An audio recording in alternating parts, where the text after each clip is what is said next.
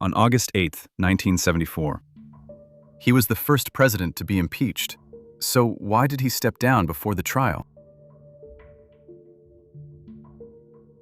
In the early 1970s, Richard Nixon stood as the most powerful man in America.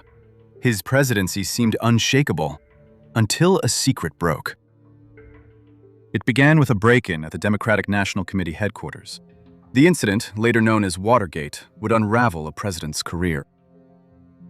A web of lies spread through the White House. Officials destroyed evidence, silenced witnesses. The truth became a ghost in the corridors. Headlines screamed, "Cover up." The public watched as trust in the presidency crumbled. Every day, the weight grew heavier. Congress launched hearings. Nixon's allies testified and lied.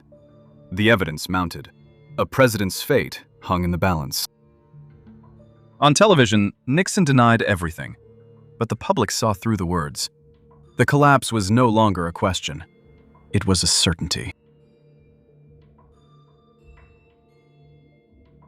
On August 8th, Nixon stood at the White House door. For the first time, he looked not as a leader, but as a man fleeing.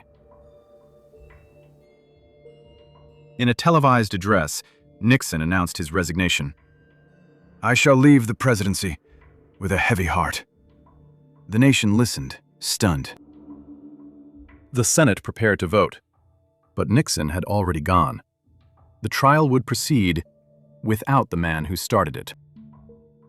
As Air Force One lifted off, Nixon stared at the White House. He had lost the fight, and the country had lost its faith in power. Every paper declared it. Nixon resigns. The first president to leave office voluntarily. The era of unchecked power had ended. In the Oval Office, the cabinet sat in silence. The presidency had been a fortress. Now it was empty. The story was over. Watergate became a cautionary tale. Laws were passed to stop abuse of power. The lesson? No one is above the law. Congress strengthened checks on the executive branch. The president could no longer act alone. The system had learned. In schools, Watergate is studied as a turning point. Students learn power without accountability leads to ruin. Protests faded, but the demand for transparency remained. The people had seen corruption and refused to forget. Nixon spent his later years writing books, traveling. He never spoke of the scandal, but the world never forgot. Tourists visit the White House today.